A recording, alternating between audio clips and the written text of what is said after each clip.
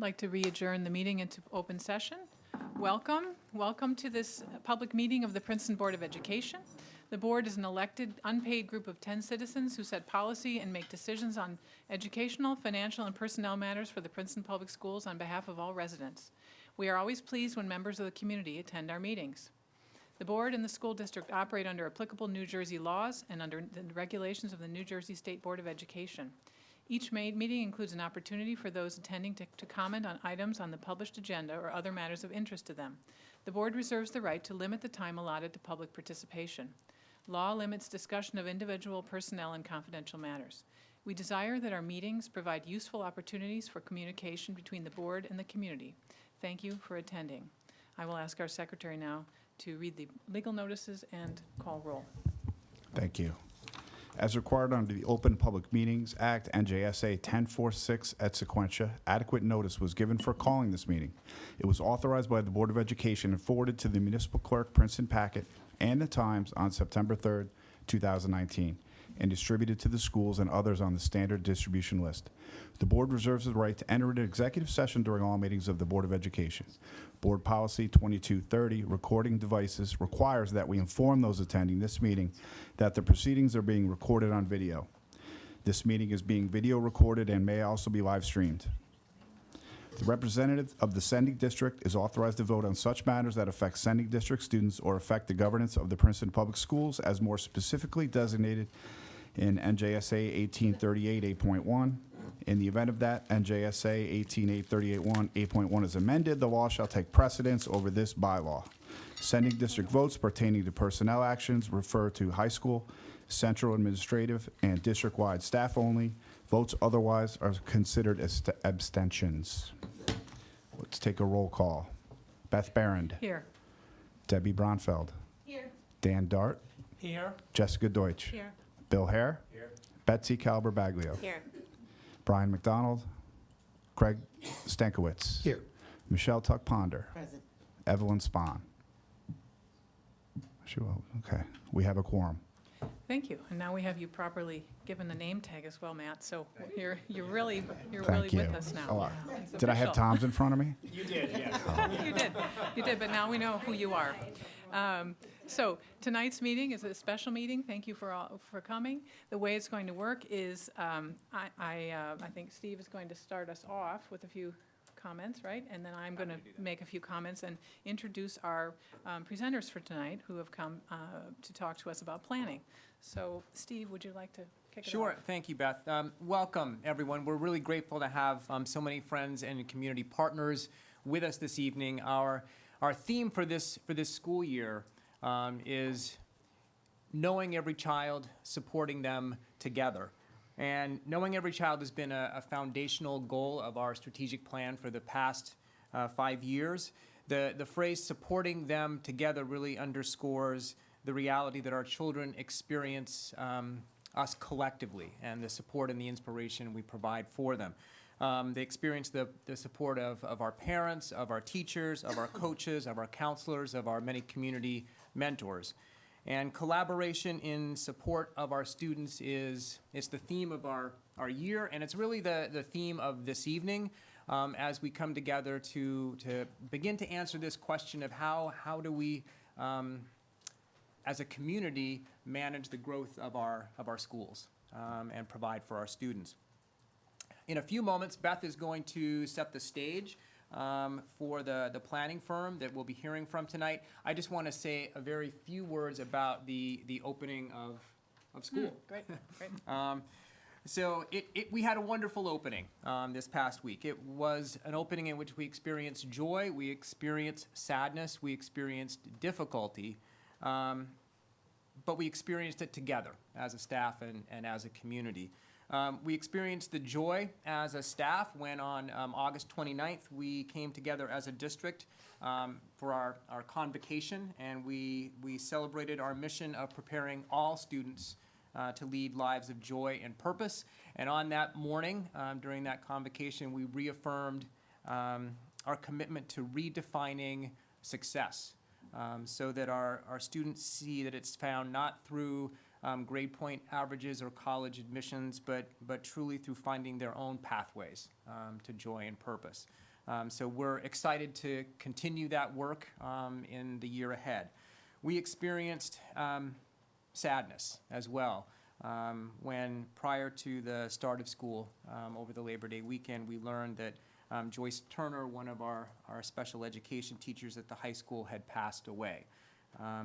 Joyce had taught in the Princeton Public Schools for more than 20 years, and she'd worked with our students as a home instructor for another 8 years before that. She truly was committed to the kids in this school, and she left a legacy.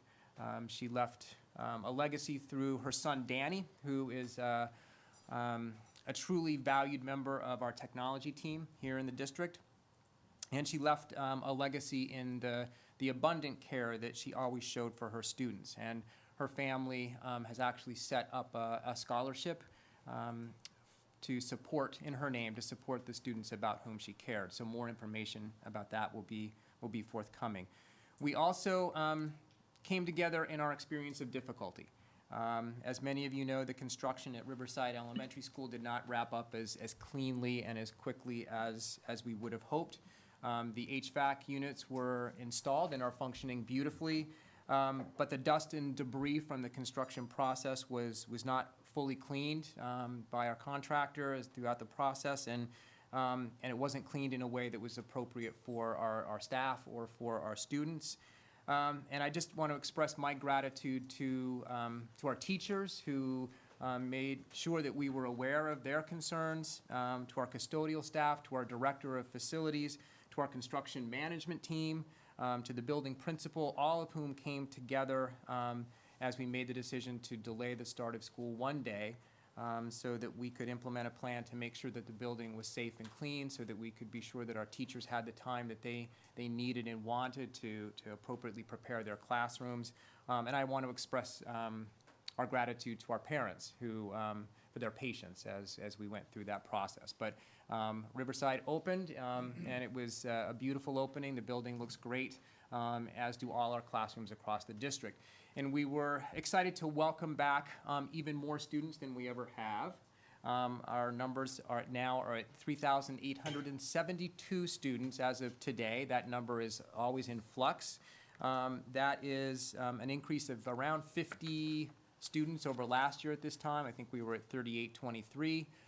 So if you're doing the math, that would be 1.28% increase.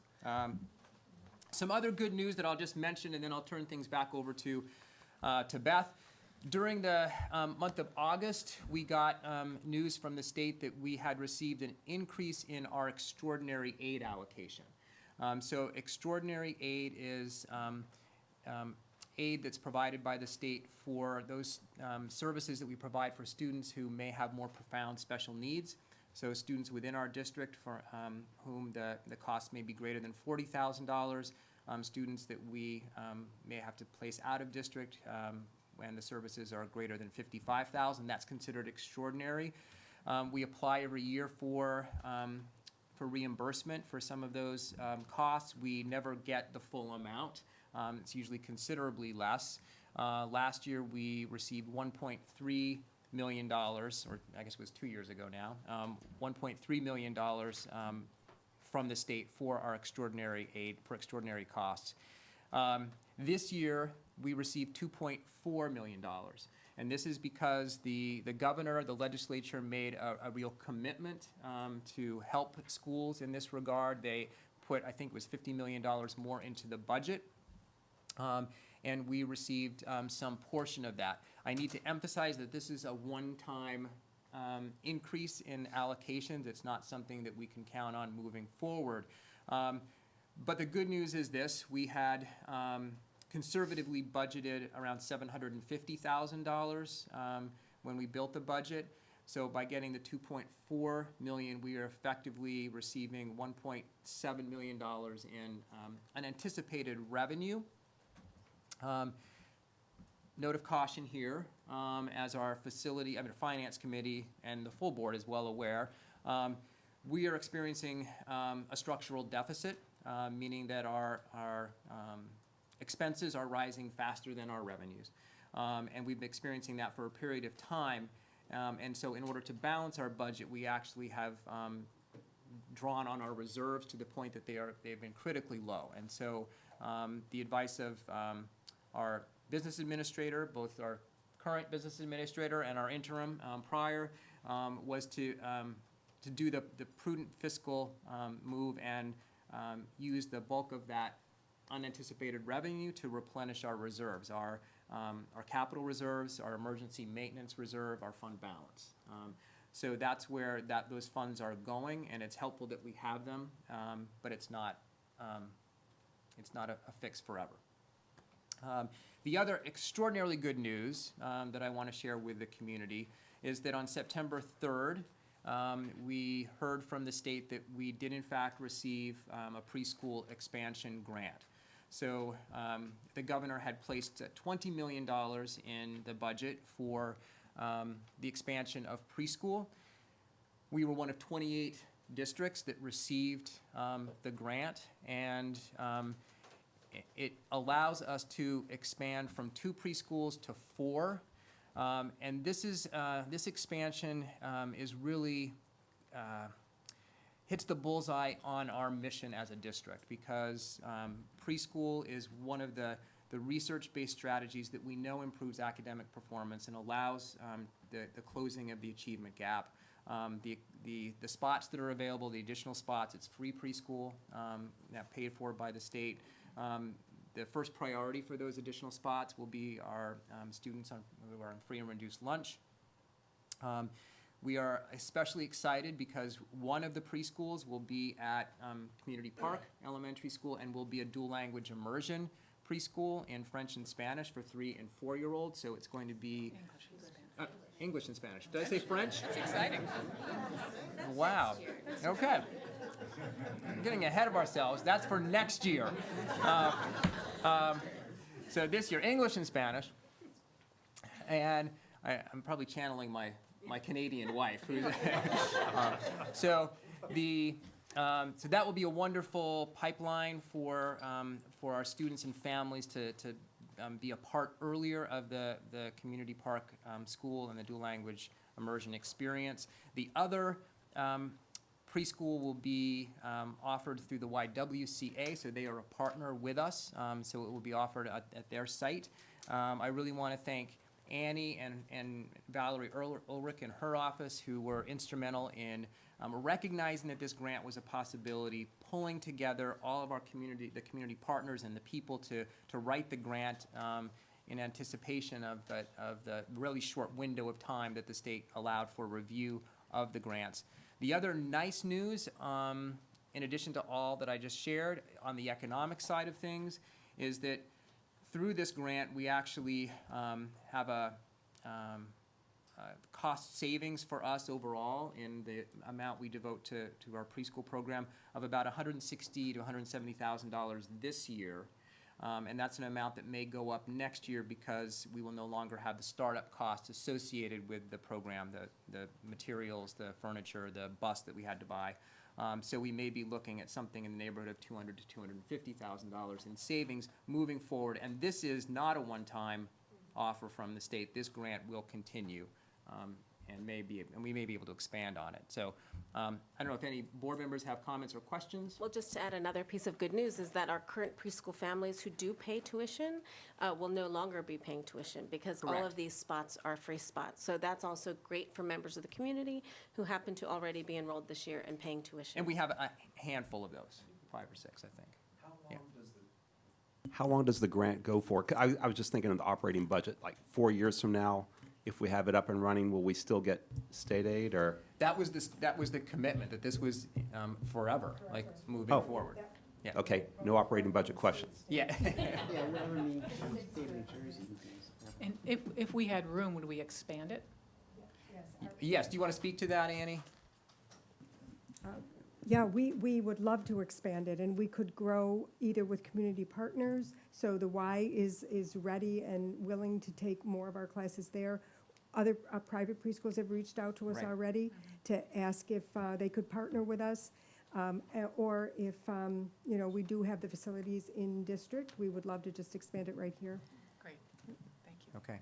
And perhaps just to say to people watching at home, if they're interested in any of the spots, there's information on our website. There is. For enrolling in that. Okay. Very good. I'll turn it back over to you for the featured event. Okay, well, thank you, Steve, and it is very exciting. Thank you for sharing all that positive news. So welcome everyone. I'm going to give some just quick words to tee up our main feature tonight. So bear with me a minute while I set the stage. Our district goals for this year focus on a theme of collaboration. So collaboration. Do I have slides up here? I'm going to do slides too.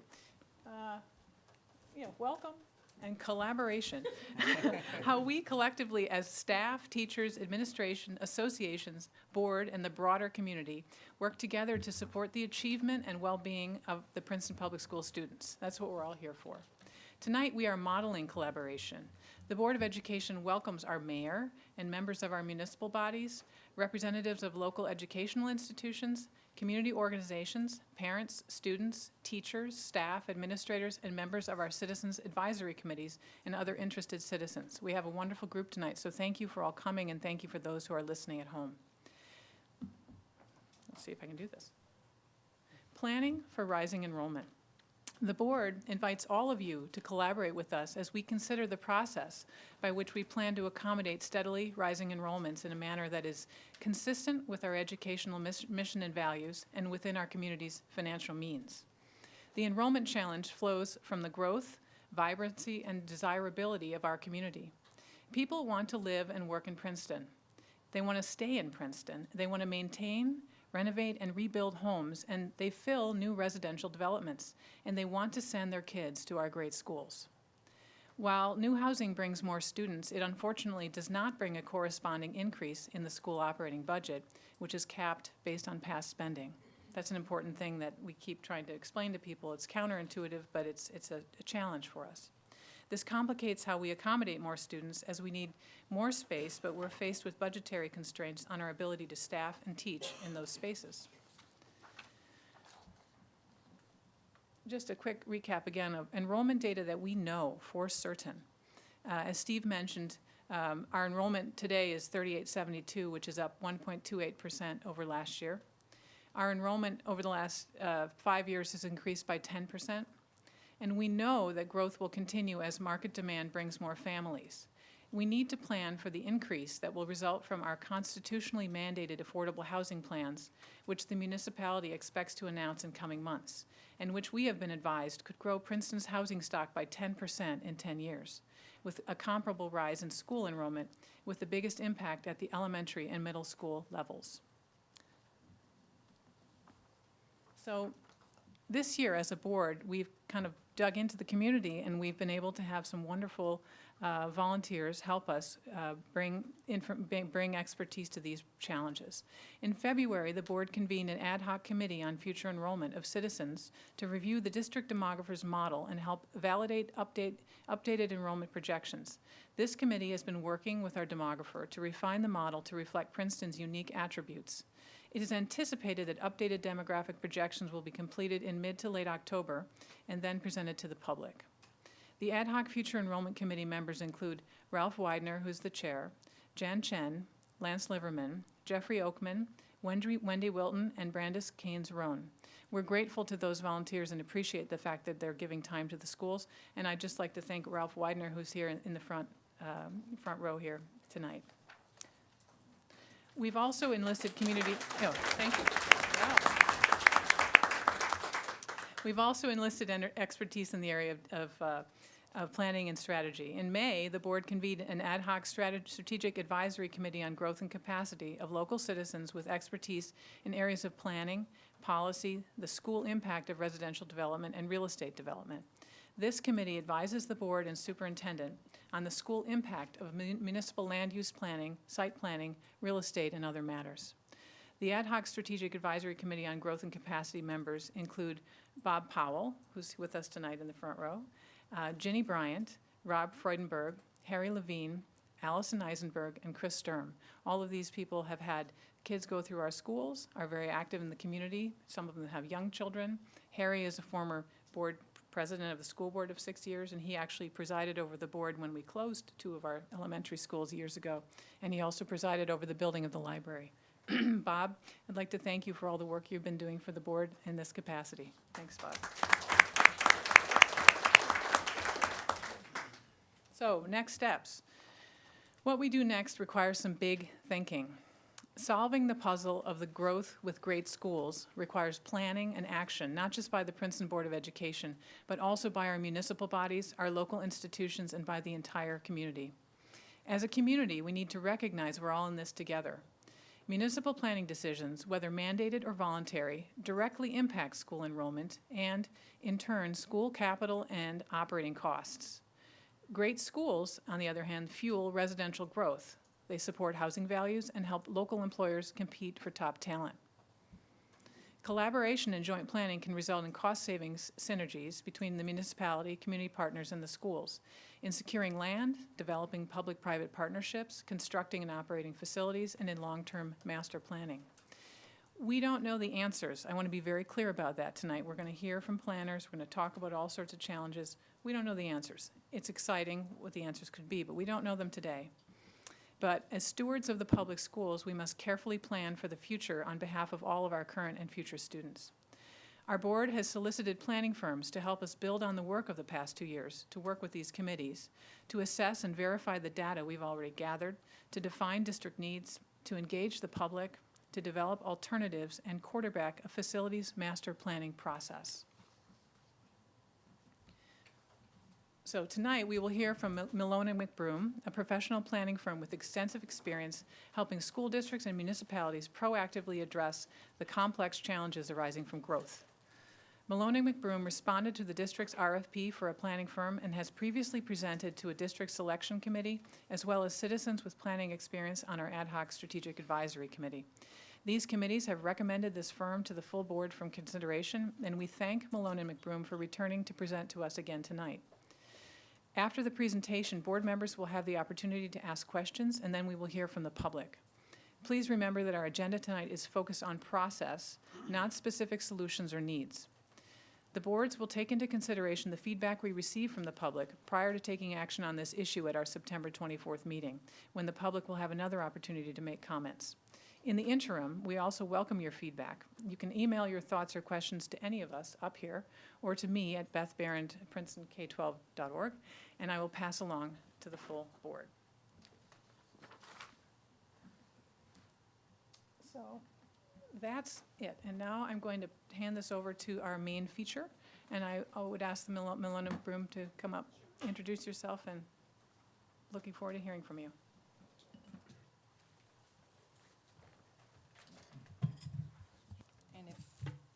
If I can, grab that clicker from you. Sure.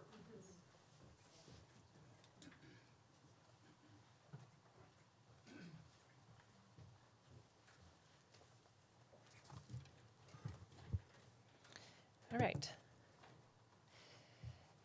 Well, thank you everyone for having us back. I'm Rebecca Auger. I'm a principal planner and associate with Malone & McBroom. I'm just going to have us all introduce ourselves quickly before we get into our presentation. I'm Dan Balto from PS&S, a senior director with the education department. And I'm James Nichols. I'm an independent educational consultant, architect, and planner, focusing on schools for 35 years. Thanks. So this is a part of the project team that we're bringing to Princeton. Others of you who've been involved in the selection process have met Mike Zuba and Gordon Griffin, as well as a host of others that will be involved on the project. But we just want to introduce you briefly to our firms. And you can see on the screen here, our offices are throughout the Northeast. What you see before you is a collaboration of planning and design and architecture firms.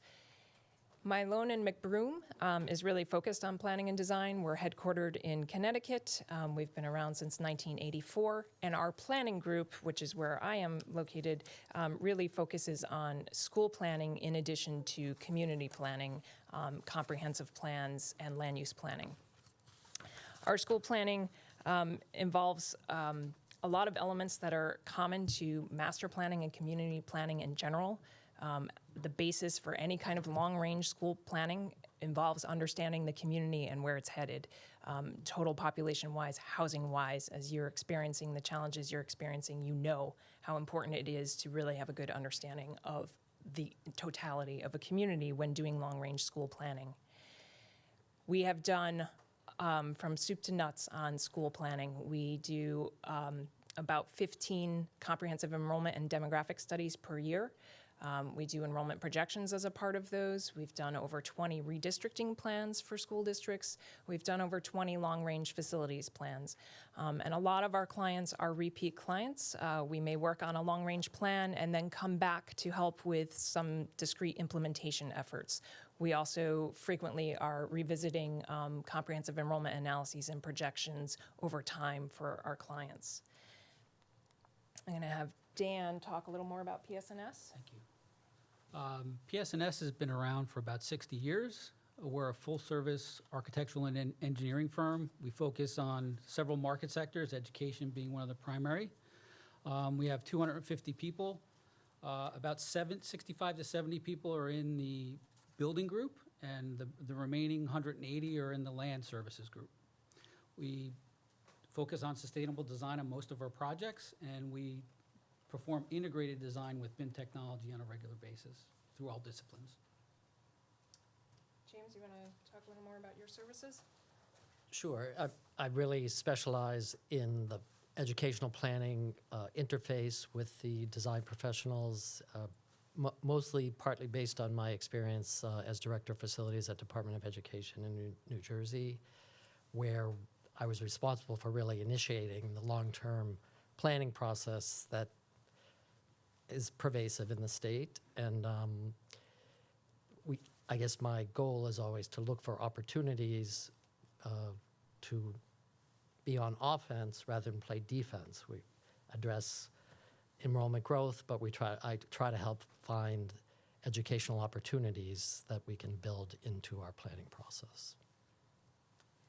Thanks. So I think we hope you'll see that we've assembled a really diverse but and good team for you in that you have leadership in long-range planning efforts, but we also have local knowledge supporting us. So I'm going to, and I should comment on the organization chart. We also have both firms an extensive staff that was behind us to help support us in this project to really help meet your goals and timeline.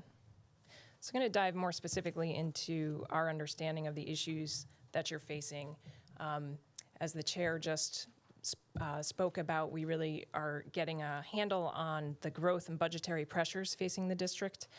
So we understand that what you're looking for in this project is really to align your facilities with your enrollment and your educational objectives over a long-range plan period of at least 10 years. We also understand the breadth of work that has been conducted in the last couple of years, not only by the board and its committees, by consultants as well. And we see this project as not trying to be redundant to that work, but really to build on that work and capitalize on it and use it to move the community forward in its discussions and considerations of a range of alternatives to address the challenges. And we're here to help guide that process. And it really is about the process of conducting an open and transparent community planning effort around your school system.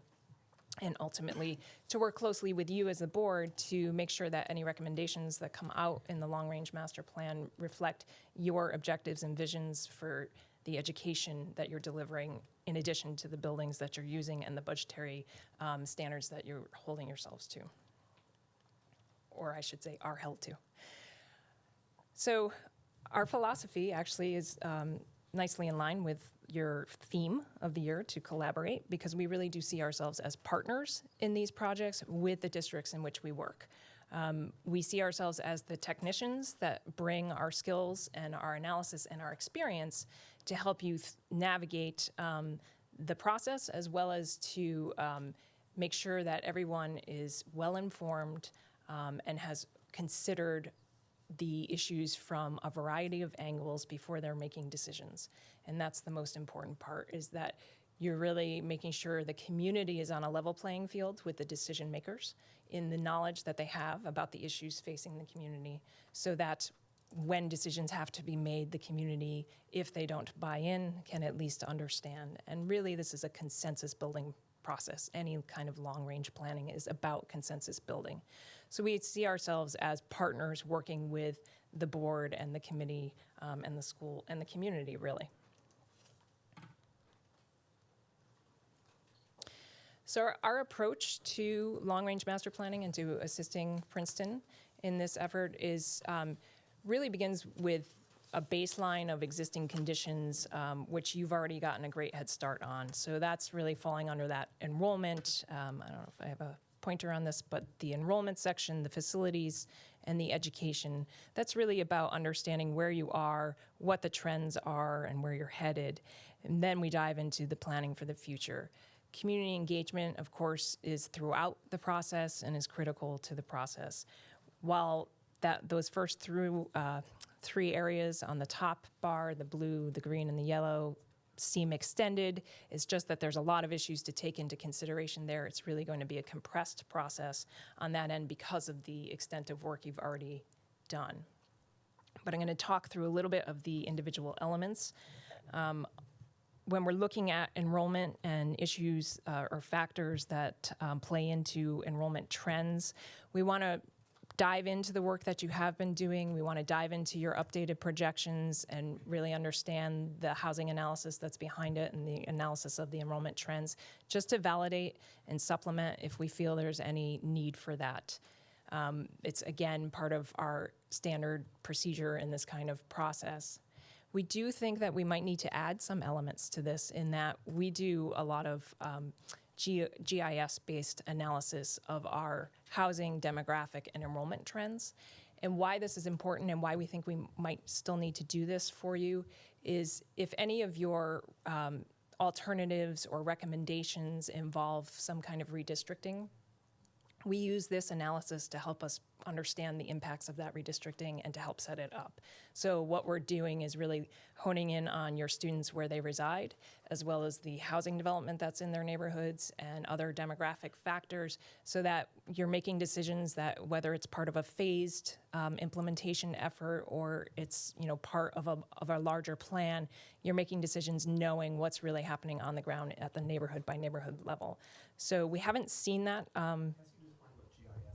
Geographic information systems. It's geographic-based data analysis. And we use it typically to develop housing multipliers and then look at district-by-district information. I'm going to have James talk about educational programming.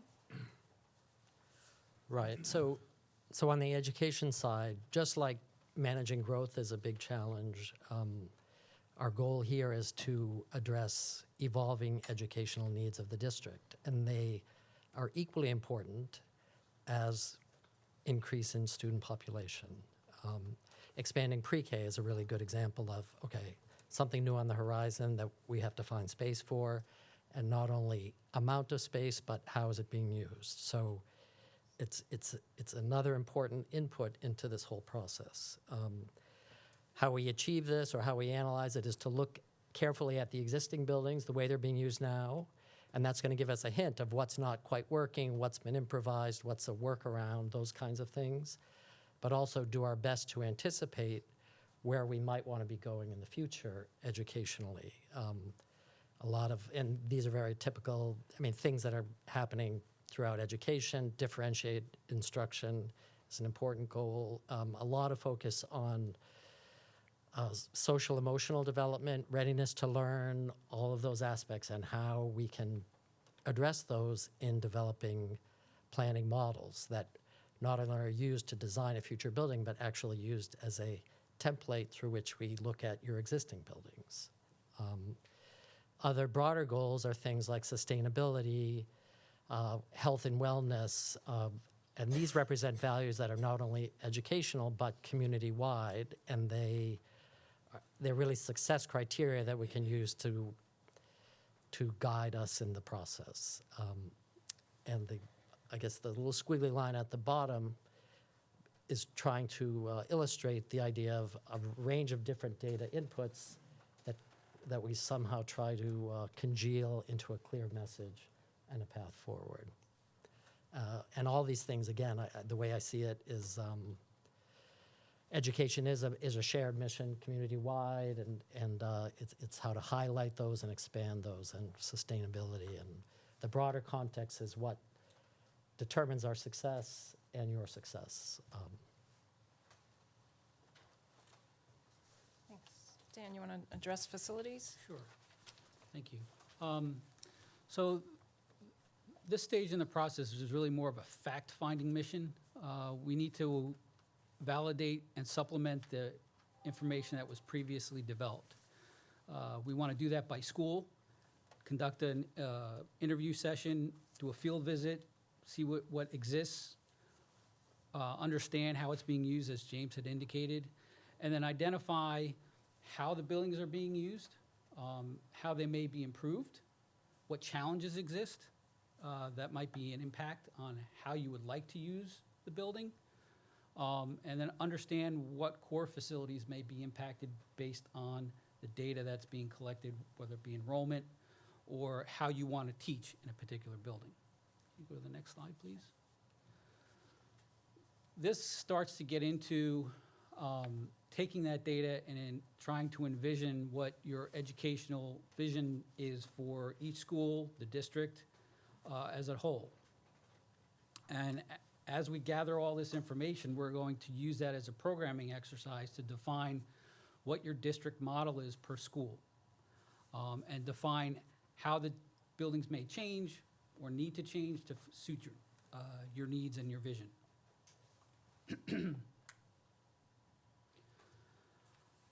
In this step, we will be doing a scenario planning, which starts to integrate the existing building impediments, as I mentioned before. We will also take a high-level code review on any restrictions that may exist at each facility, and what may impact the planning process on the technical side. We also have to look at what's available land-wise at each building if we're going to add on or change things, and understand if there's any site impacts as well, because there might be wetlands involved at each location, there may not be. That's something that would have to be looked at. And we need to understand what is also potentially impacted or not working on the site side, whether it be play fields, parking, vehicular traffic, pedestrian traffic for safety. But our job is to gather all this information as inputs, understand how it may impact the planning process, and come up with a program that matches your goals and your visions in the end. Yeah, and I'm just going to jump in a little bit. Really, the scenario planning is, it's a three-legged stool. We're bringing together the enrollment information, the educational information, and the facilities information, and trying to first establish criteria to address the issues across those three broad areas, as well as help us develop the scenarios. And then, Yeah, so as a part of this process in the planning scenarios, our goal is to come up with potentially 4 different options and configurations that may work for your school district with your input and the public's input. They may include additions and alterations and renovations. They may include new buildings. That's unknown at this point, but it's part of the discussion process. It may even be changing configuration options at a school or possibly all the schools. Again, we don't know. That's part of trying to understand the data and understand where it's going to take us. And then we need to analyze all that information against the goals that we set for ourselves as a group and decide if we've met the goals against our planning diagrams and processes that we've come up with. great. And then, of course, trying to build consensus around that preferred scenario. So public outreach is critical to the entire process. We like to work with representative steering committees on these projects, meaning that we have a broadcast of stakeholders seated at the table that's driving the process, but as well inviting the entire community to participate through community workshops that are, again, intended to not only inform but listen and to really build consensus. And at those workshops, we like them to be highly interactive with small group discussions. Live audience polling is often a great tool to use in long-range planning processes, as well as just interactive stations, sort of charrette-style planning and design stations. It's really critical to use your website and your social media and your traditional media as a tool through long-range planning processes. You need to be as transparent and open as possible, and this is frequently how you reach a very broad spectrum of your community. So we wanted to talk a little bit about case studies to give you a feel for other communities that have faced similar challenges that we've worked in, just to let you know that we're bringing a host of experience to the table. So I'm going to just run through a few here. The first being in Greenwich, Connecticut, an affluent community in Fairfield County. However, it does have some very socioeconomically diverse neighborhoods within it. The issues they were facing had to do with overall enrollment imbalance amongst their elementary schools in particular, but also racial balance. Connecticut has some pretty strict racial balance laws. And so our process there was conducting enrollment projections, but really diving into some planning alternatives for them, where we looked at everything from grade reconfiguration to redistricting in terms of traditional redistricting of attendance boundaries, but also in terms of opening up more choice seats within the community and looking at maybe can you zone the community and open up choice by zone. We looked at many permutations of that for them.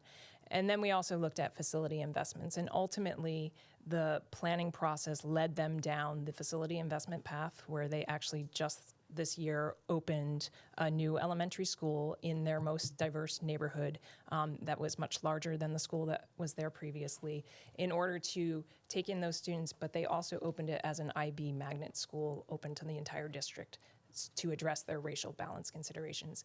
And it was because of that long planning process and really trying to work it through as many angles as they could that the community was most comfortable with making the investment.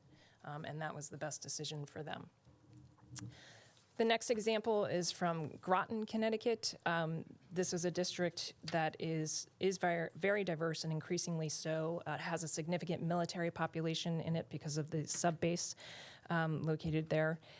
And because of changing demographics, again, they had racial imbalance issues as well. They also had significantly aging buildings that really needed some investment. They had an unsuccessful referendum effort 2 years prior to us coming in, and we were first brought in really to help them redistrict to address their racial balance concerns because the state was requiring that of them. We evolved that into the long-range master plan that was finally developed. It was a longer process there of about 2 to 3 years, and I should mention that they are also in the heart of Southeast Connecticut, where there is a robust regional magnet choice, similar to charter schools in New Jersey, where they were losing students to the magnet schools. So they were trying to become more competitive as well. Our planning process involved a lot of community outreach with a representative task force. We did phone surveys and other workshops and community events to really get the community involved in the process. And they ultimately passed a $184 million referendum, and the vote was really on the lines of the phone survey we had conducted. It was exactly as expected, and they decided to do school consolidations and new construction. Westport, Connecticut, another coastal community, more affluent in Connecticut. We are currently under contract with them. We're working actually through 2 contracts on some immediate short-term needs and a long-range master plan.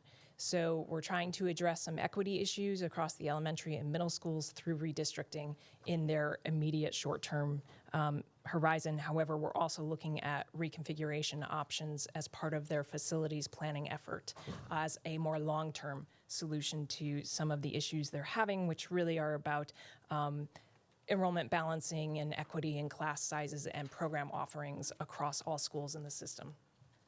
And then finally, Lexington, South Carolina. is a district that is expanding as rapidly as Princeton. They have grown their enrollment of 26,000 students, 10% in 5 years. The housing growth is just astronomical in the area. It's just outside of Columbia. And we were brought in to help really pin down the enrollment projections, because even as they are building constantly and bringing new schools online, they are overcrowded and very imbalanced amongst their schools. So we were really, and I'll add that the challenge is their development is not based on zoning. So there is no traditional land use zoning. So it's really difficult to project necessarily where the housing development is going to be, and therefore where the schools most need to be and capacity most needs to be. So we were brought in to really pin down the enrollment projections, but also to identify, based on some capacity work that they had done with another architecture firm, to identify where the additional school capacity needed to be. We got into site selection with them, and we introduced some phased redistricting options for them as they bring more facilities online. We continue to work with Lexington, South Carolina. They call us when they're opening a school, when they're looking at doing some additional redistricting, so that they can bounce ideas off of us. So we have a long-range relationship with them, as well as with the other examples that I just spoke of. So these are just some communities that have some similar challenges as Princeton, and we're really here to help guide you through this process, similar to how we've helped these other districts. Finally, I'm just going to wrap up on our project schedule. We have a schedule on the screen of about 7 months. You would be really doing that fact-finding mission up front in those first couple of months, again, using the work that you've done already, targeting those middle months of, month 2, 3, 4 for community workshops. And again, that's really dependent on the time of year and making sure that they truly are open to the public and that they're at a time of year that's accessible to folks. And getting to a preliminary long-range plan in month 6 that, again, would be brought out to the public for feedback, and a final plan in month 7. So I think that wraps it up for us, and we're here really to answer questions. Thank you so much, and I appreciate this is the third time you've come to down here, and I think we appreciate that you've gathered your people again. I think we're going to start with questions from the board. I'd like to open it up. Anyone of those? So I have to ask the bottom line. Is there a dollar value with this? Sorry, before I can ask anything else. There is a dollar value with this. And I don't know if the board has had access to the full proposal, but we have lumped it out into, because we don't truly know how much we're going to have to do on that fact-finding existing conditions analysis, because we haven't been given everything that has been done for the district. We have a lump of money that we're budgeting as hourly not to exceed, and then the long-range planning work at about $90,000. And the 90 then would cover like the 7 months, is what you're saying? It would cover the educational programming investigations that James would do, and then the scenario development, the community outreach efforts, the long-range facilities master plan effort, and the like. The existing conditions as far as enrollment analysis and projections and the facilities analysis, that's where we're unclear on exactly how much effort we're going to have to put into that. Do you have a range for that portion? You said not to exceed, so is 90 the total? You can share. Sure. 90 Okay. is the total is about 140,000. The not to exceed is about 50,000. Okay, for the first fact-finding Right. section. Would it make sense, given that, we're expecting a demographic report back in mid-October? Does the cost go down potentially if we wait until we get that information first and see that? Yeah, we anticipate that we'd be able to use that, and we anticipate that we won't be spending that $50,000. But there are elements that we think we'll need to add to that and supplement, such as the GIS-based analysis. So it's just, without having all of it in front of us, we can't, we need to dive into that as part of our kickoff and initiation to really truly get a feel for how much we're going to spend on that. So, thank you very much for the presentation and all. I guess my big question is, I have no idea where we'd ever get this funding at the moment. We have a referendum right now, and this is how I feel. We had a major issue at Riverside. We have $14,000 that I'm not sure where that's coming from. I know our facility staff had to work overtime. I'm concerned. I'm not sure if there's more facility work that needs to be done in Riverside that we're going to have to pay extra. So I just feel we need to concentrate and pay attention to a little closer before we go do our big planning on what's happening now with our referendum. I think, like we always say, there's a lot going on. And this, to me, is just way out there. I think we need to pay a little more attention to what we have here and take care of it. I love that Dave is really walking around all of our facilities and, fixing light bulbs and cleaning, gutters and things like that. And I think that's where we need to spend our time. Spend, maybe the next 6 months looking at what we have. Our budget, I didn't approve the budget, but we cut teachers, and now, we're hearing that kids aren't able to take 2 sciences, the classes have 30 in them. So I think we have a lot more housekeeping to personally do before we go further with this, and it has nothing to do with you guys. So I just, it's hard for me to ask questions because I just feel we need to do a lot more housekeeping internally. So, great. Are there other people who want to maybe ask more questions about substantively what was presented? Michelle, did you have something?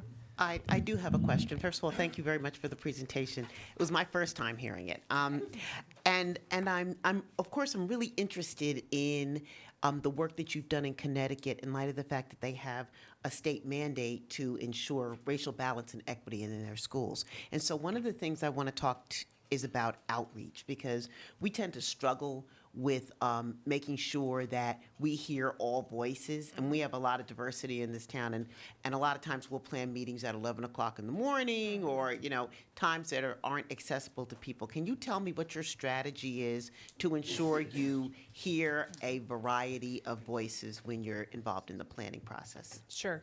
I think step number 1 really is about that representative steering committee, because not only are they voices at the table, but they're conduits to the community for us. And so it's really critical that that committee be structured well, with the intention of getting out to members of the community who maybe haven't traditionally had a seat at the table or don't traditionally participate. And they guide us truly in, okay, if we've had a community workshop and we had turnout from the typical subjects and we didn't get the turnout we wanted, where do we need to go? And we will pivot. It's truly about being fluid and flexible in that public outreach process to ensure that we are getting to those communities. So we might have to pivot and hold the next workshop at a different location at a different time. We might need to engage some other community groups, organizations.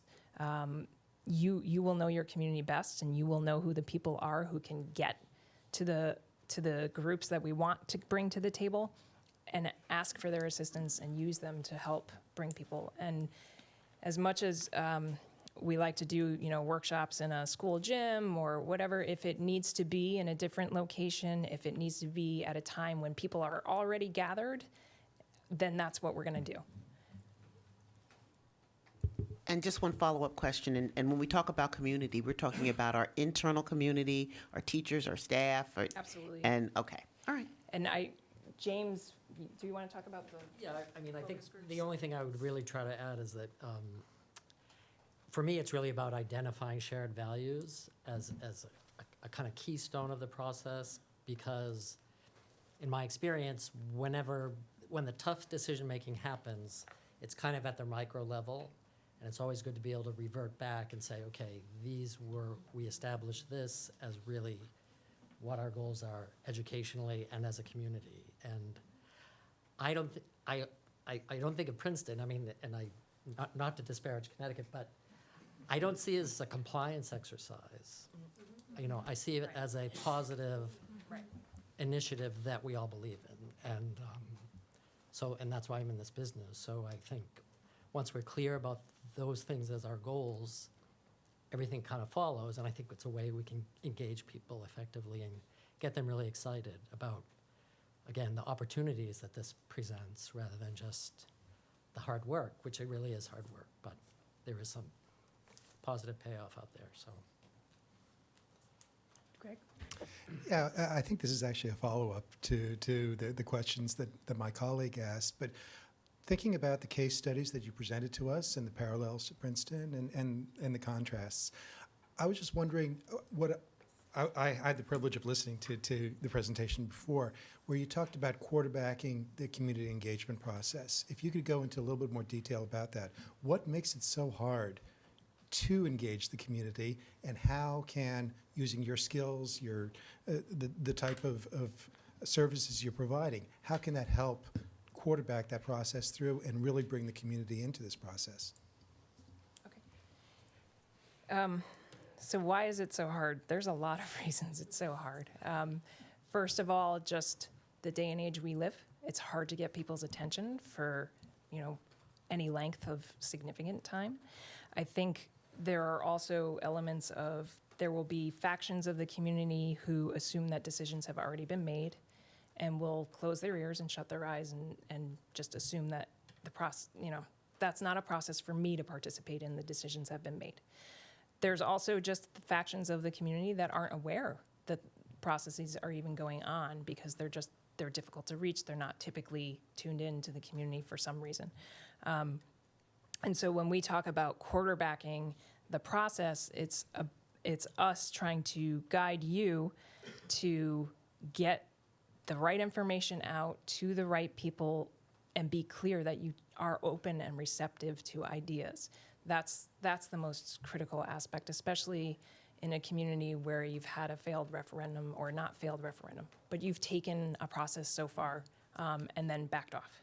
It's almost more difficult to start a long-range planning process after something like that because, again, people are going to think there's probably a sentiment in the community of decisions have been made and we're not truly being asked to provide our opinions.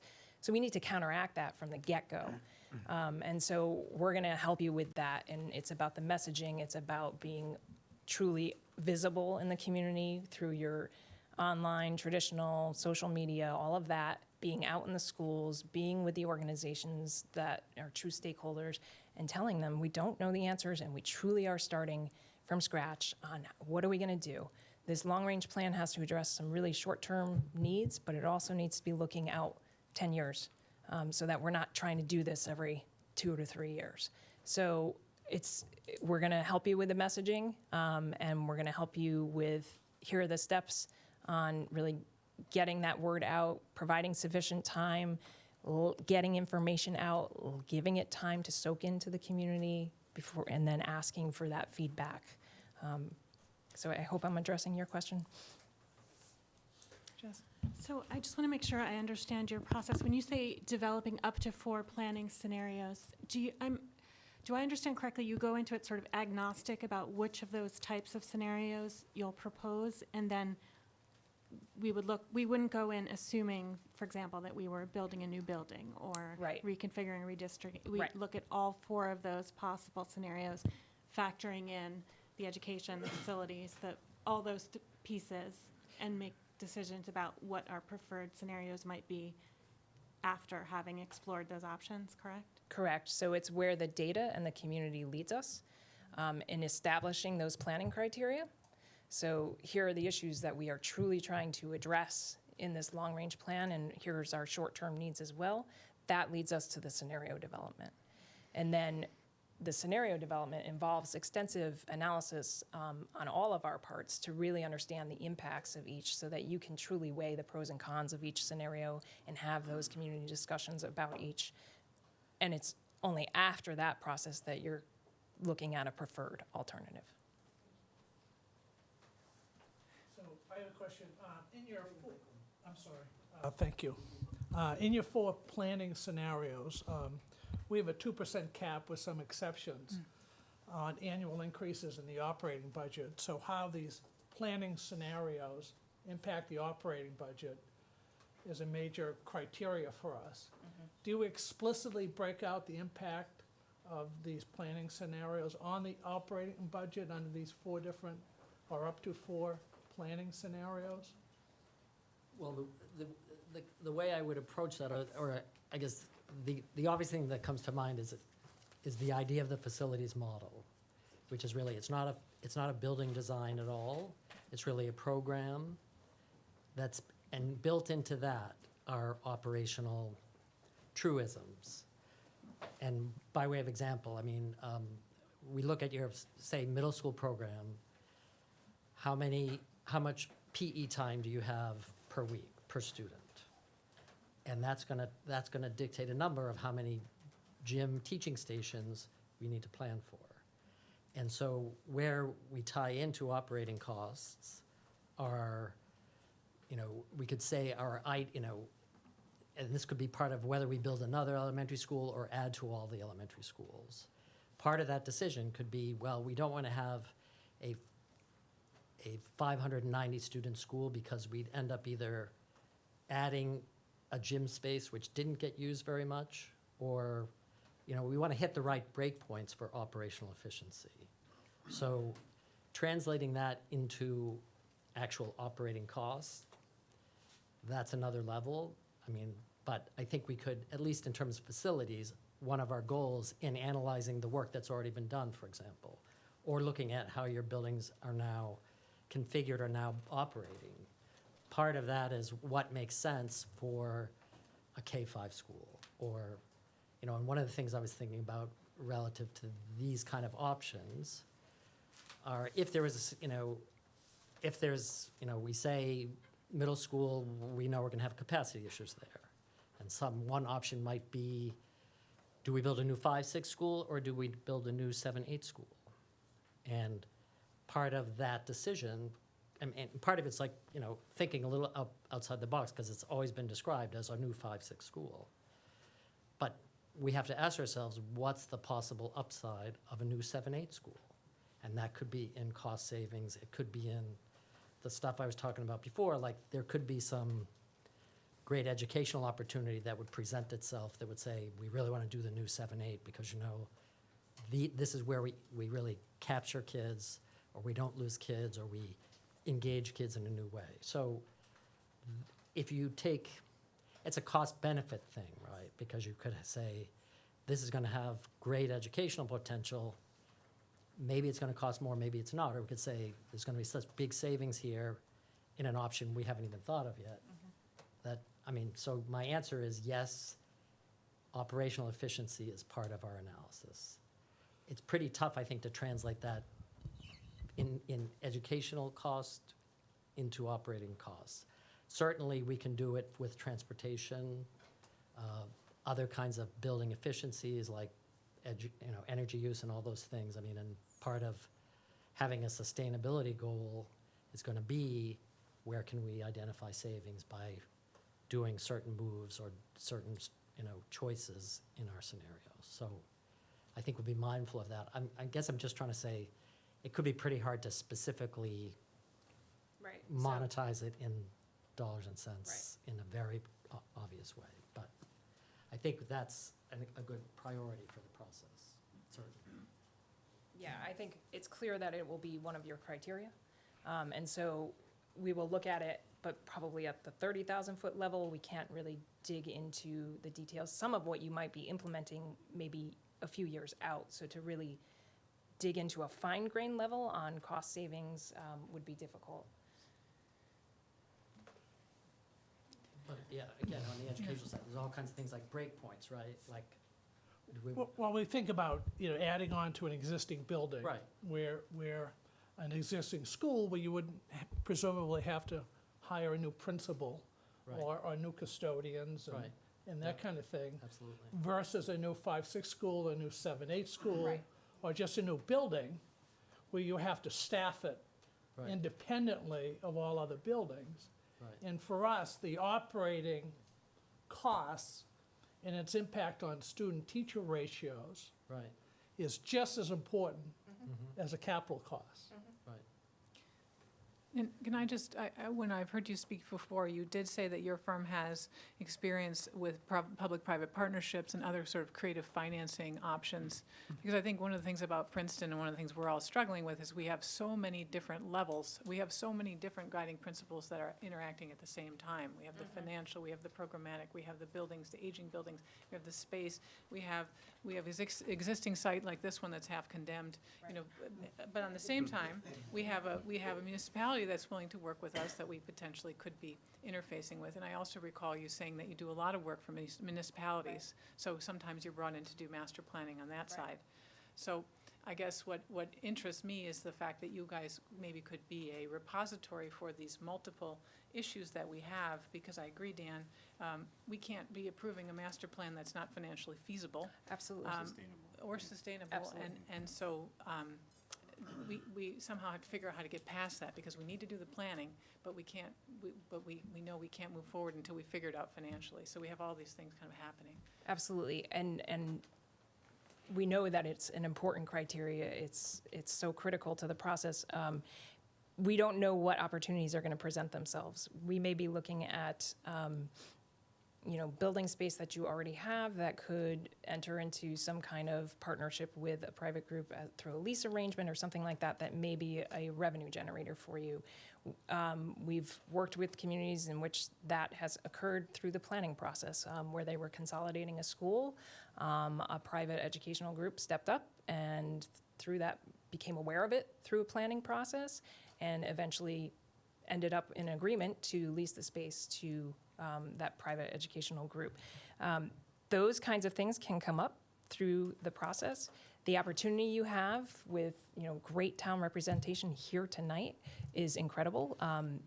There's always the push and pull between a municipality and the school system, and over dollars especially. And so you need to make sure that you are all involved in this planning process, because there may be opportunities that the town has that could really come together, and you could have a synergistic plan in the works. But we don't know what they are till we get through the process. So we know that we're going to have to look at the financial feasibility of any of the alternatives. It's just we don't want to set expectations that will be telling you exactly how many staff and the exact costs over the next 5 years or anything like that. We're going to give you the broad understanding of what the staffing operating costs are, transportation costs and the like. And when you say you usually work with the steering committee of representative across we have our strategic advisory group, which has been very helpful to us in the past couple months, trying to understand some of the larger issues about school impact of municipal development, for example. But I assume then you could structure you would have a steering committee, but I assume you could also work with, if we had people in the community that wanted to help with the financial analysis. Absolutely. Right, you could kind of integrate that in as well. And typically, the school's finance administration, transportation providers, all of them are involved in a long-range planning process exactly for that, to weigh the impacts of the scenarios. And the product that you would produce is also something that would be usable by the municipality in their long-term master planning, because we understand that that's something that's happening very soon, and we've been asked to kind of participate in that, but there's not really, the school site element of that has not been updated in 20 years, so assuming that if we do something like this, it would kind of fit with that effort? Yeah, so in other communities in which we've worked, we've gone both ways, in which we've worked on the comprehensive plan first and then we're brought into the schools, but we've also worked where we were brought into the schools first and then worked on a comprehensive plan. And the data and information in terms of demographics and housing that you need to understand yourselves is what the town needs to understand too for their long-range planning process. So that data is often transmittable between the two, between a school facility's long-range master plan and a master plan for a community, because that's just baseline understanding of your community. So yes, I am a certified community planner. I'm also a trained facilitator through the National Charette Institute. We work on a lot of comprehensive plans and neighborhood and community planning processes along with our schoolwork. Question, go ahead. Yeah, just to follow up on that, I know a lot of people would love to know more details about what a charrette is, what the community workshops are like, how would it involve, all elements of our community? So again, we design them and tailor them to the community in which we're working, and we'll look for a lot of input from that steering committee to help design the program for each workshop. And usually each workshop is targeted for a different purpose. Usually the earlier one is about making sure the community is informed about all the issues and that we know all the issues, because we may think we know them all through our data analysis, but we don't. And so we need to really hear and make sure that we're all in understanding of what the issues are. And again, making sure that we're hearing from everyone. We know a lot of people have been involved in your process thus far, but we're sure that there's others that need to be. And then the second workshop is usually more about starting to float ideas for scenarios. Here's our criteria. Are we all in agreement that this is what we're moving forward with? And then the third workshop is really getting into those planning scenarios and more specific about them before we're getting into the long-range master plan itself. And again, we're going to use your organizations and community groups, the groups that are within your schools, the groups that are outside of your schools, your municipality, those boards and commissions, to really get to everyone that needs to be at the table. The workshops themselves are designed to be interactive. We don't like to be standing up there just delivering information that turns people off, and we truly want to hear from people. So we do a variety of techniques, whether it's small group sessions. There's different ways to have 2 people talk to each other and then 4 people talk to each other, and you expand it from there. The live audience polling is usually very helpful as we're getting into criteria development, so that people can see what their neighbors think. They're able to have a voice without having to be vocal. Yeah.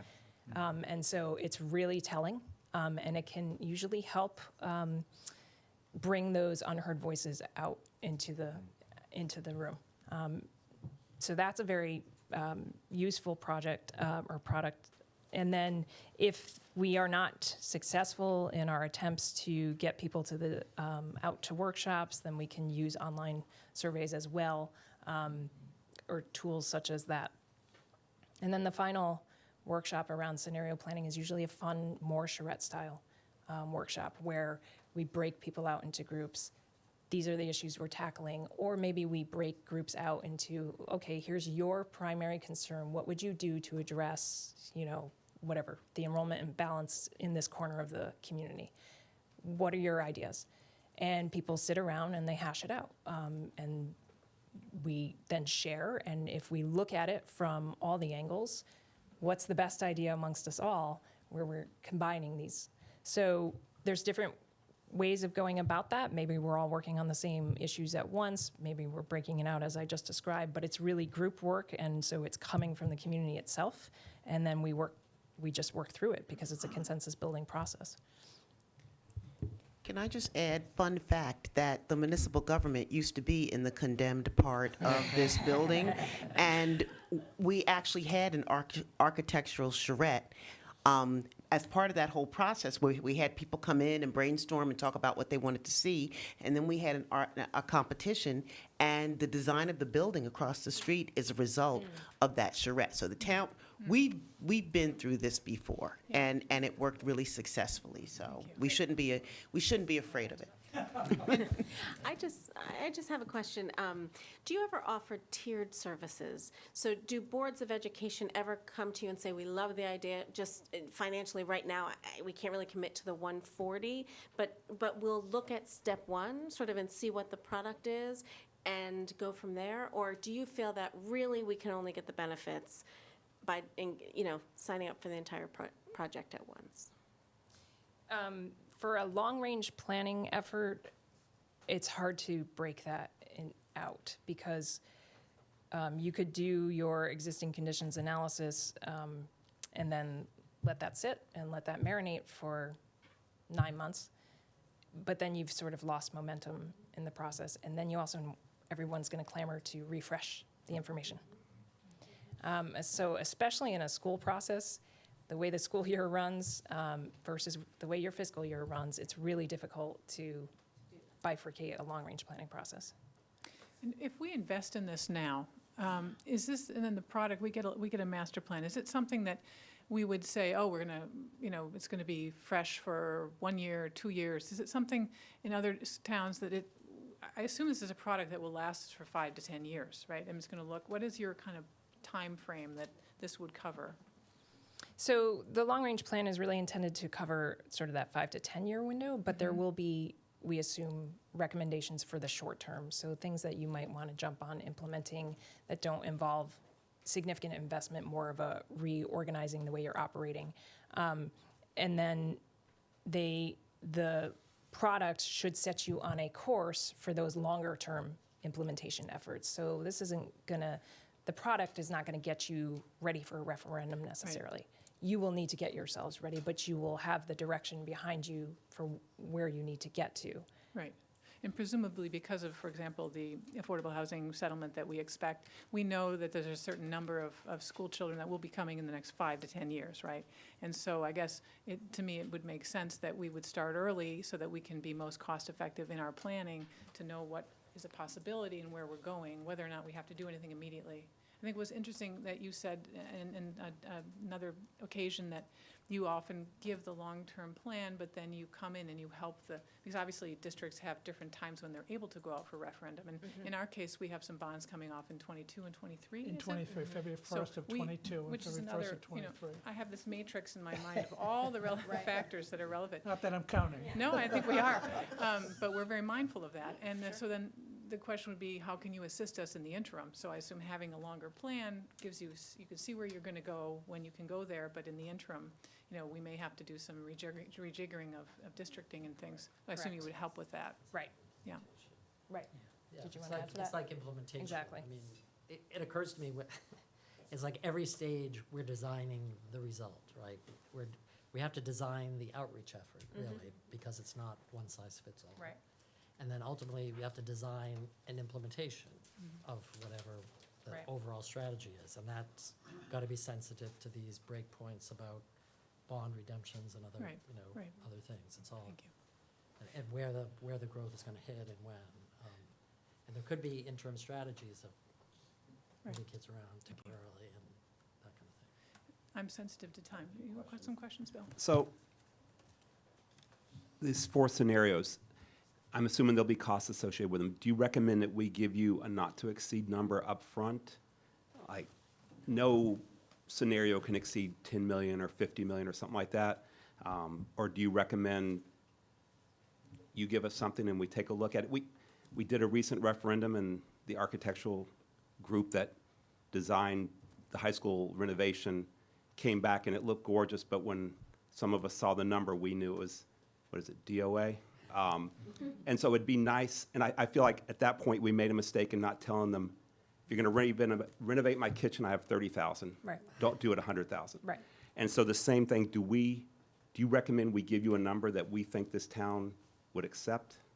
It's going to come out in the planning criteria, and it may not be in the form of an actual number, but an understanding of what the political will is. I think will become apparent through those community conversations. Again, you're going to have the town involved, the town bodies involved, yourselves involved, and an upper level analysis of efficiencies and costs. So I think we'll have a good feel for it without you having to set a specific number. Okay. On your flow chart, the blues, the greens, the yellows, you had something called economic analysis. Can you describe what that means? Are you talking about figuring out what the local residents can afford? Or are you looking at the vibrancy of the economy here, or the tax base? Or can you explain that Sure. a little more? It's a little bit of all of that. It's partially looking at economics in terms of the housing market and your employment market and so on and so forth to feed projections and understand the projections better. It's also to understand the fiscal issues that you as a board are facing, that the town is facing. So there's that level of economic analysis involved as well. And then there's some degree of analysis of the operations of the school system as part of the educational planning as well. Let's see, the final report, I was trying to figure out what it would look like. And I was thinking, Do you have some like a table of contents from another one you could share at some point? Sure. That would give me an idea? Yeah, I believe we actually provided a sample report in our original submission. And certainly, I believe the Groton plan, I believe, is still on the school's website there, but we'll be happy to provide another Okay. one. And that would be similar to what you would do here in terms of the Correct. report? The scenario developments evaluation, are you going to be looking at specific properties available in Princeton? Is that how you would be approaching, or will you be looking at the schools and properties that are available?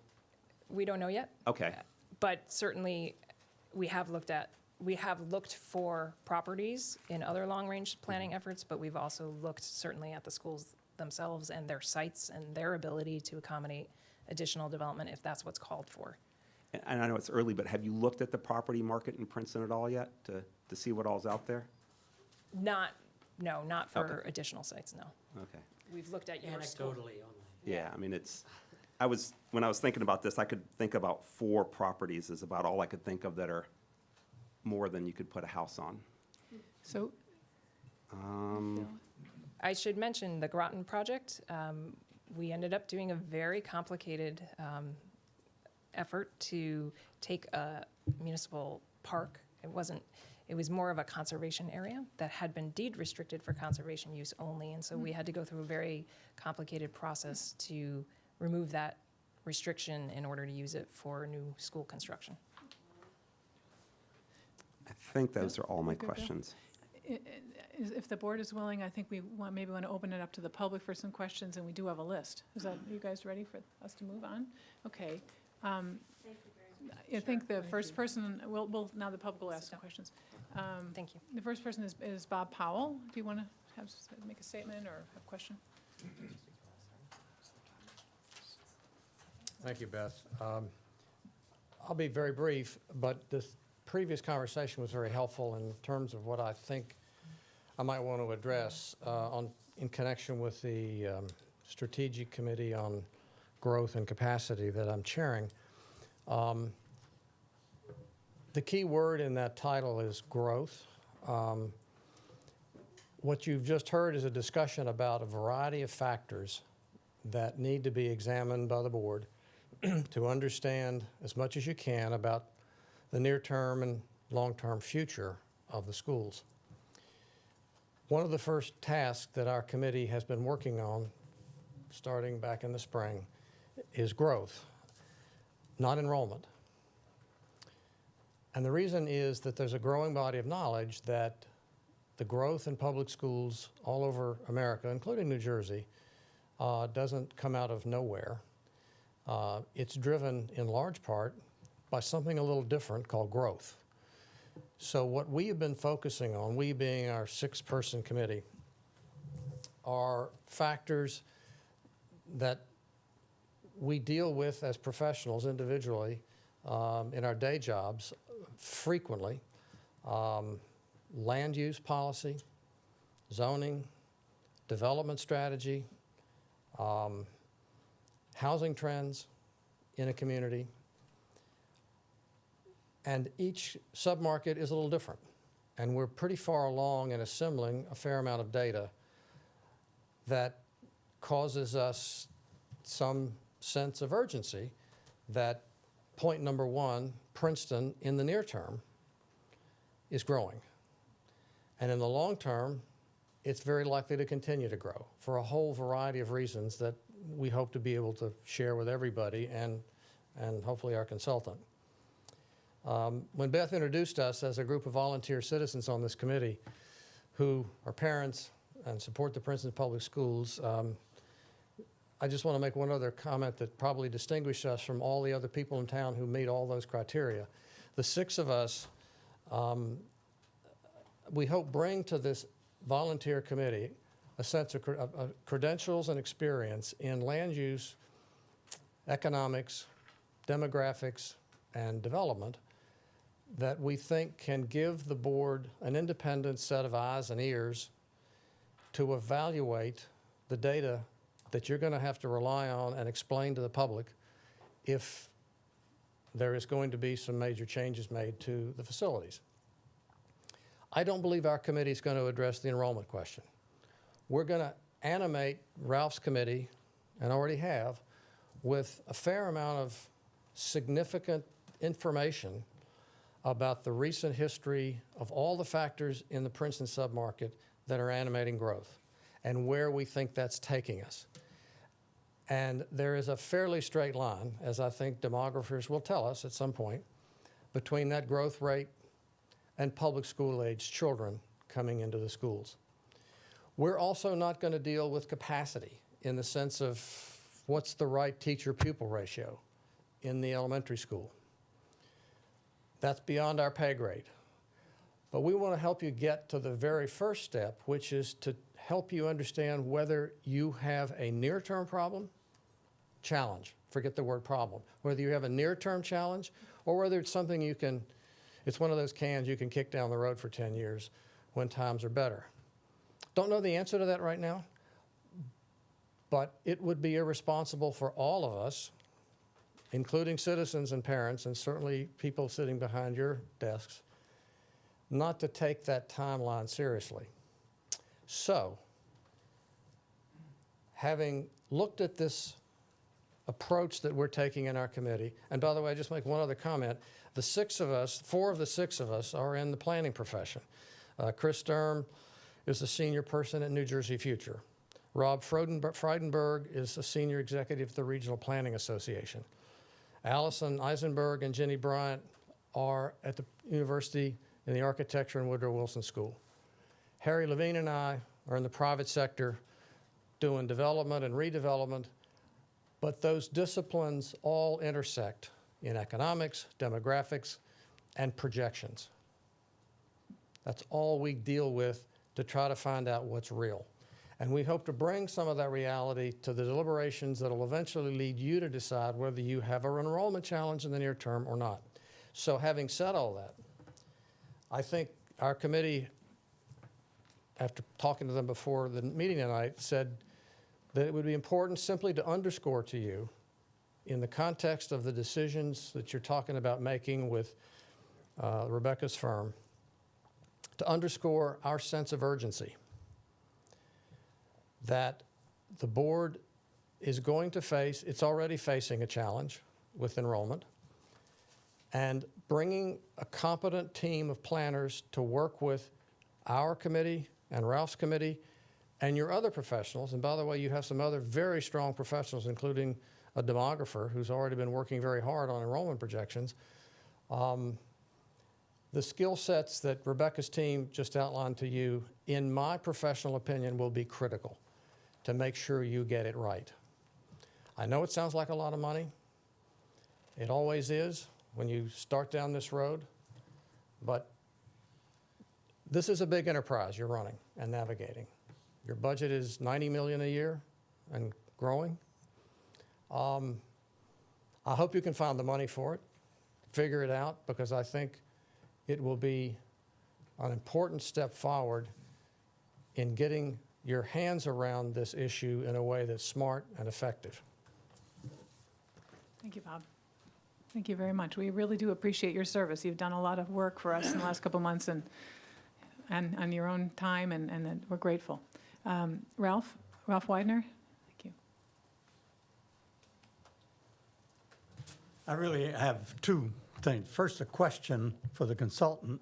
As they probably know, the great unknown at the moment is what our final affordable housing obligations are going to be from the court. And our hope is we might hear that by October, but we can't be sure of that.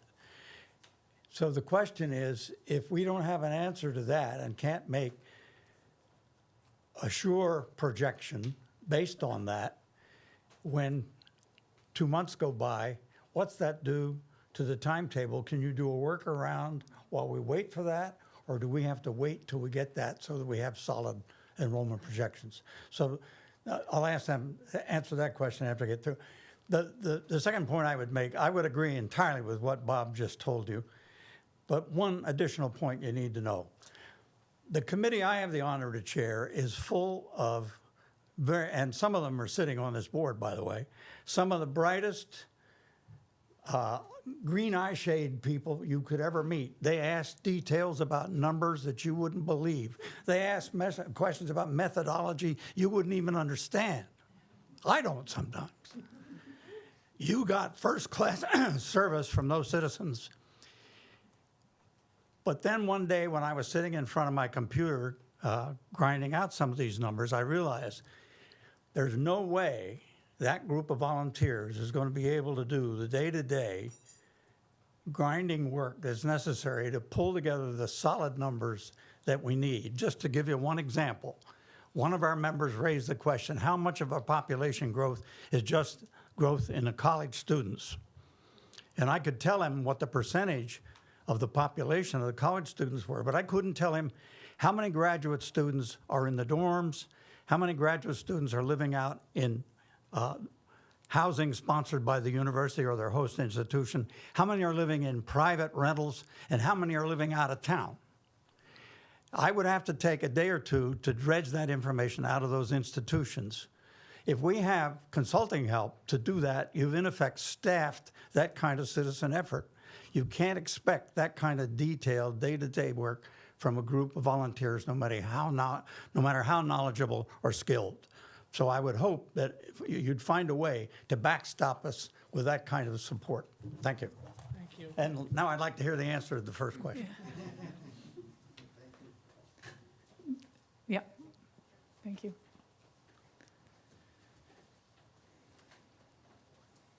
I don't think we would delay the process to get the exact number. I think we could work with your committee to have a pretty reasonable assumption that we could plug in and err on the conservative side if we feel that's what we need to do.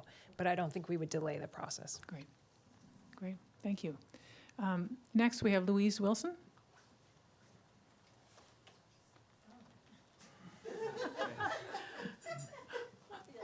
Louise, are you with us? You wrote your name down. Well, I did not write my name down to ask to speak. So I apologize for that. Was my misunderstanding. Would you like to? Right. I see it's something to sign. I sign it. It's good to know. Well, would you like to say something, or would you just like to sit down again? I think I would like to sit down. That's fine. 'cause I- Thank you for joining us. If I had something prepared, it would be maybe great, maybe not. But I would like to thank you for coming tonight. You are the chair of our town's master plan subcommittee of the planning Yes, I board. am. Yeah, and listening carefully, and it's fascinating. I am supportive of what you're doing. I think the long view is very important, especially since we know the kind of pressure that we are under. And I think that the committees that have been working, I just know a few of the folks on them. I know how hard they've been working, how seriously they've taken it. And I think we are, as a community, and you as a board, poised to make a really important step. So I Thank you. commend what you're doing. Thank you for your spontaneous comments. Thank you, Louise. Ralph, Mr. Perry, would you like to comment?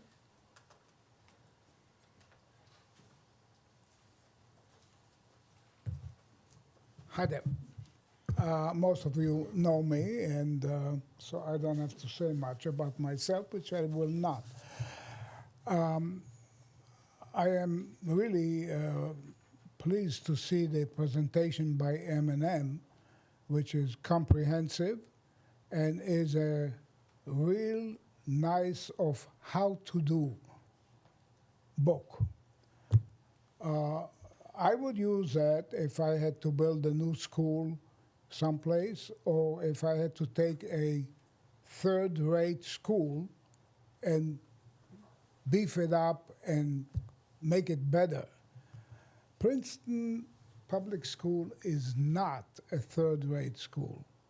It is a first-rate school. It's here. There's a couple of problems here and there. And we probably, at this stage, don't need this kind of a comprehensive analysis There's a lot of things there that are not needed. That's all what I will say about M&M. My problem is that I don't think that M&M or anybody like that is needed at this stage of the game, because we are missing 3 basic pieces of information. The first thing is we don't have any demographics. We don't know how many students are going to be here next year or in the next 5 years. We already went through that all last year with an old demographic study which never was right. We had numbers floating around all over the place. What we need before we go anyplace is go and hire a professional demographer and have him sit on Princeton and do the job. And exactly what these gentlemen said here about the committee, very nice. That volunteers a couple of hours a day, they haven't got the time to go and dig everything what's going on in Princeton. That's the first thing that we need. The other thing is, when we are talking about where does Princeton School goes, we had last year big arguments about the 5-6 school. We never really went into to talk about why not convert the K5s into K6. We had an architect that had an interest in building the 5-6 school, and he said the schools cannot take a K6 school. You cannot change the school. You cannot build on Little Brook. You cannot do that. That's one man's opinion, which has an interest. We haven't gotten a professional opinion on this.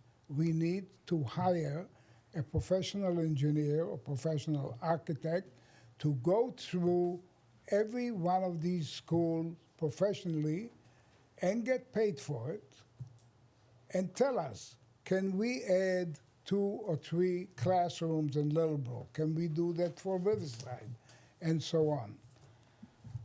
That got to come before we even consider a new big plan. The third one is, which I'm going to ask the committee right now in the open to tell me, is the Board of Education or a representative for the Board of Education right now negotiating or talking to Ryder about buying Westminster or buying a piece of Westminster?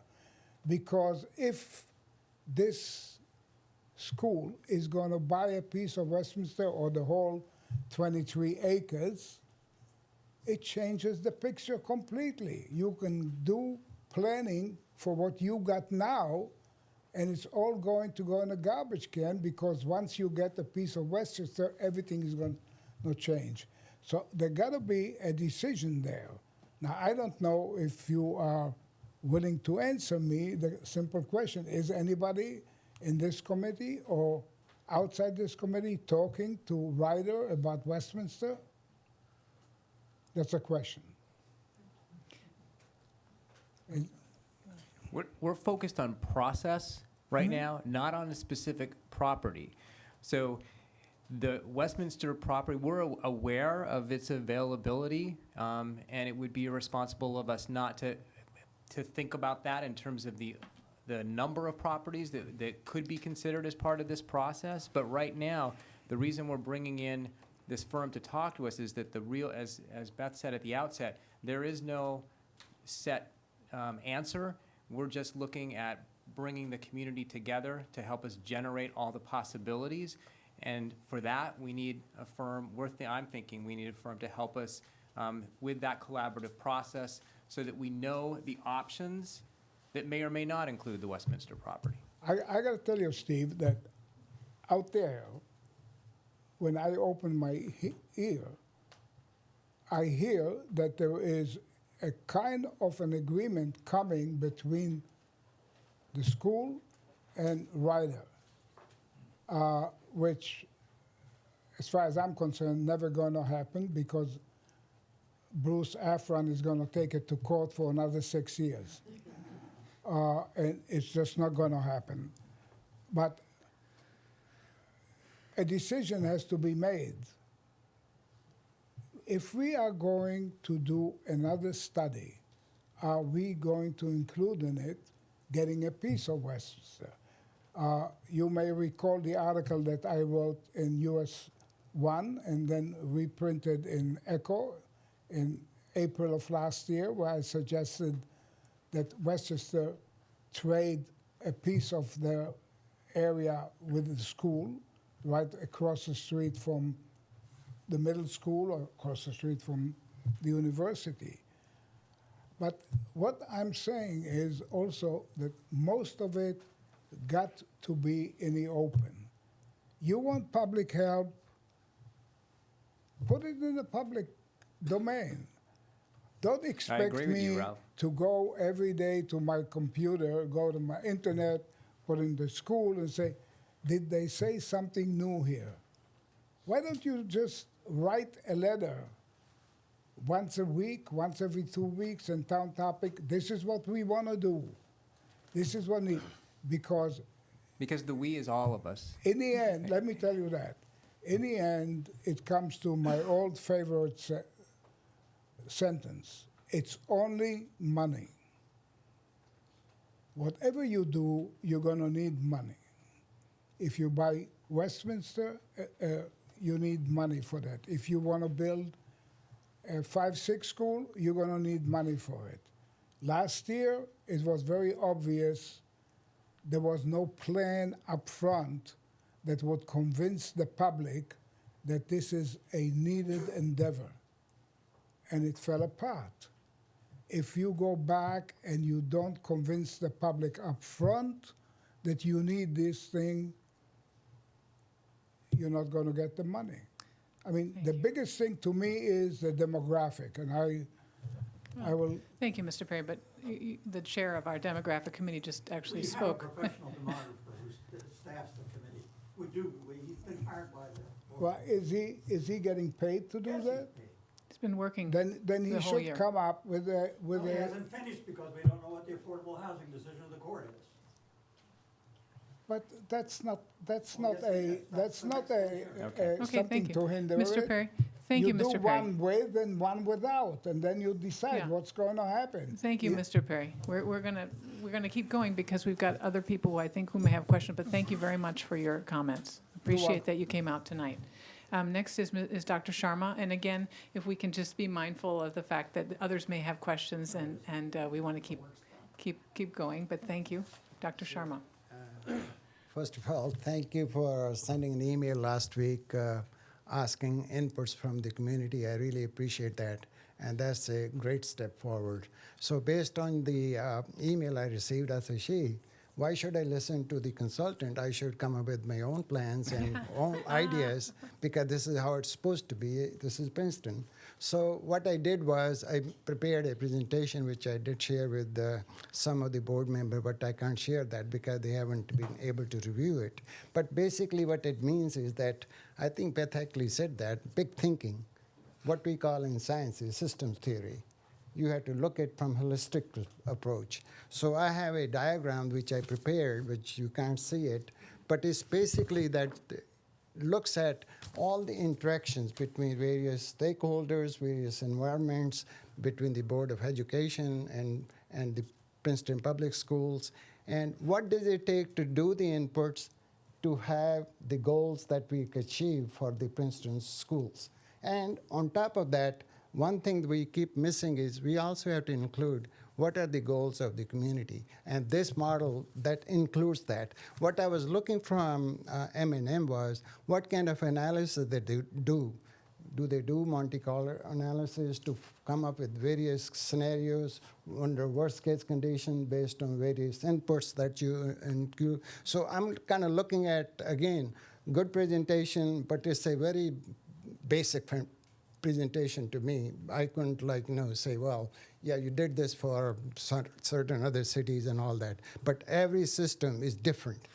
And you have to look at every part of it because system consists of various parts and various elements. And if you just look at one part, but system is more than some of the parts. So what I'm trying to say is that we have to kind of evaluate it from a different perspective.